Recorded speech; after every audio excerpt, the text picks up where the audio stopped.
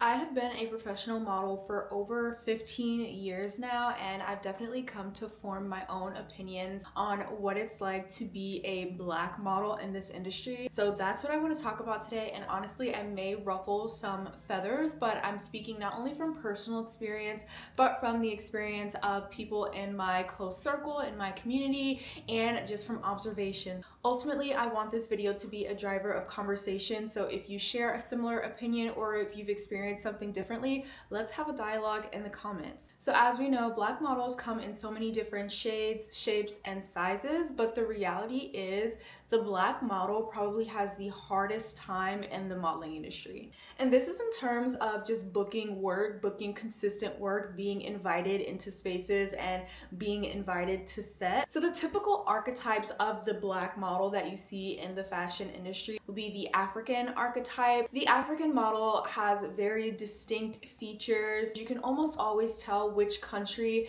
in Africa a model is from just based on how they look. You can usually tell when a model is from Sudan. You can usually tell when a model is Senegalese. We know that within the African archetype, South Sudanese women are dominating the modeling industry, okay? They definitely have a very specific look, usually very slim, usually very tall, usually very dark, typically bald because the fashion industry loves to cut the hair of Black women. The African model archetype has definitely paved their way within the fashion industry. They are dominating the high fashion runways. They are dominating the high-end beauty campaigns. They've definitely made their presence known in the fashion industry, and I feel like it's much easier to book if you fall into that African archetype category. You are seen as exotic, you are seen as something new, especially if we're talking about the fashion industry from an American perspective. However, African models are also dominating the high fashion realm in other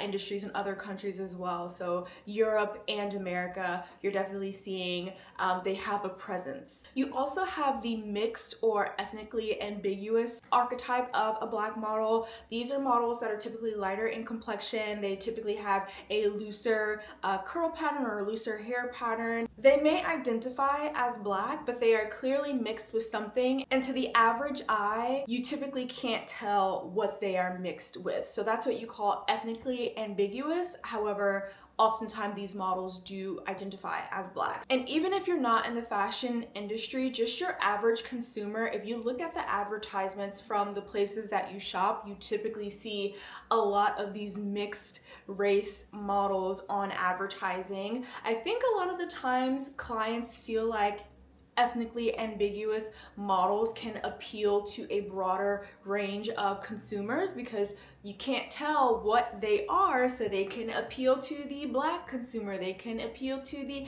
Latina consumer, because no one really knows what they are. So I think that is why we do see a lot of these mixed models being booked so frequently.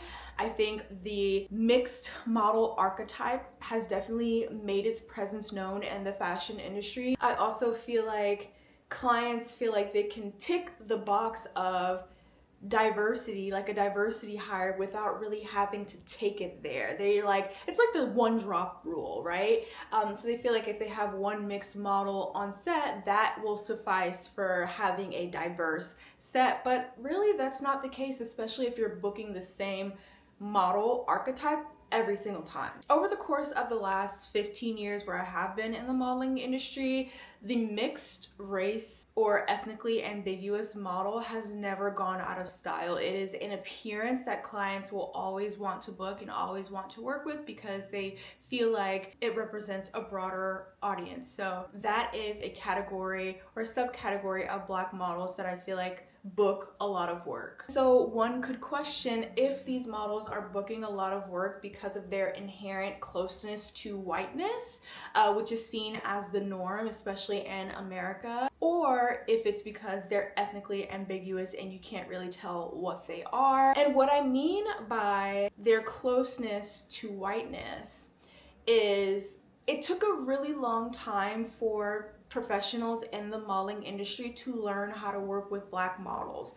For instance, when black models were introduced to the fashion industry, the makeup artists, the hairstylists, they had only known how to do white hair that was not coarse, hair that had a looser curl pattern. They had only known how to do makeup on lighter complexion skin or white skin. So when you introduce the black model into the fashion industry, now these other creatives and professionals on set have to adapt and adjust and learn how to cater to darker complexions and coarser hair, curlier, kinkier hair patterns. And so when you introduce a mixed race model to set, it makes it easier for them to transition into working with a black model because she's only a couple shades darker than the norm of the white model, which is what they are used to working to. So it seems like it might be an easier adjustment to other professionals on set to work with a lighter complexion or ethnically ambiguous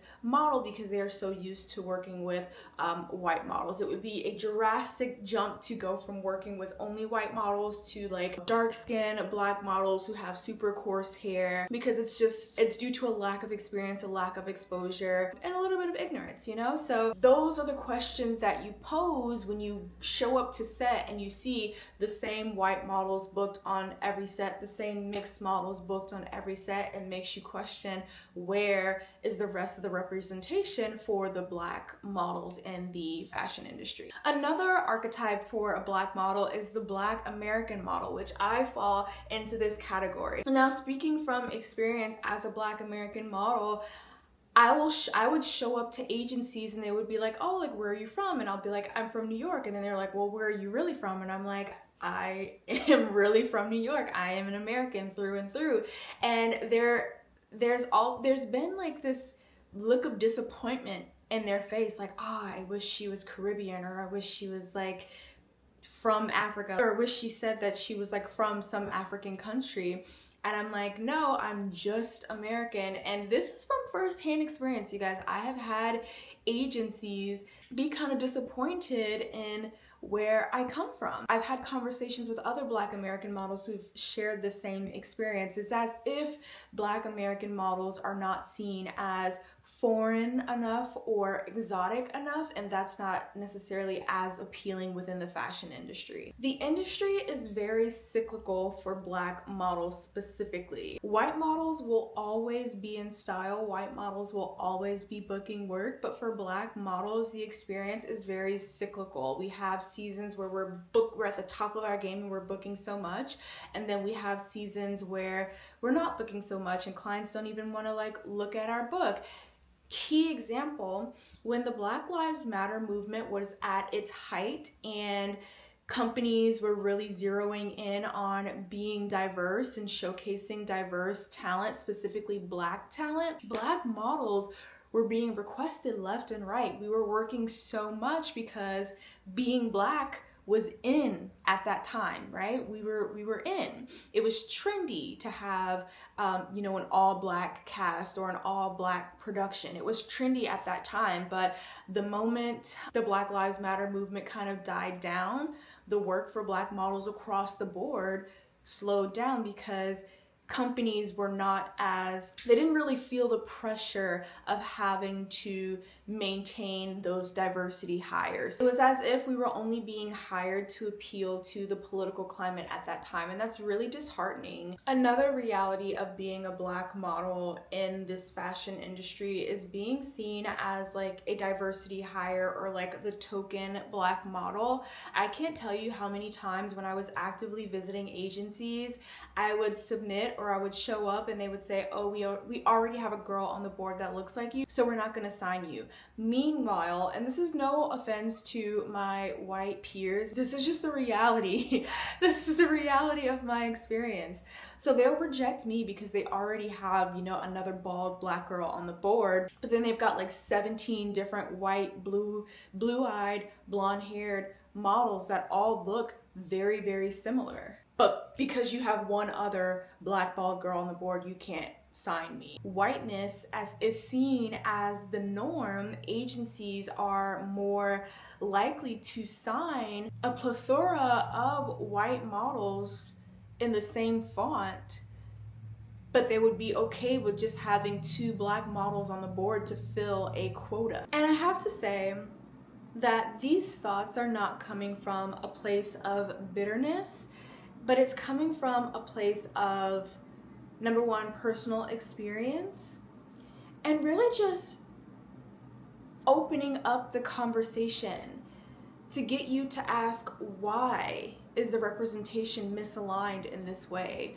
Why is the experience of black models so much harder than our white counterparts? Specifically black American models, I think we are still trying to find where we fit in this industry without having to be put into a box. And I think that this is a common theme amongst all industries, even outside of the fashion industry. Black Americans are still digging themselves out of this deep hole that we didn't even put ourselves in. And if you are a model actively in this industry, you'll recognize that not only is it harder for black American models, but it's harder for black creatives, period. I can't tell you the number of times I've shown up to set and I'm the only black person there, period. There's no black stylist, no black photographer, no black production assistant, no blackness anywhere besides in me. So not only is there a lack of representation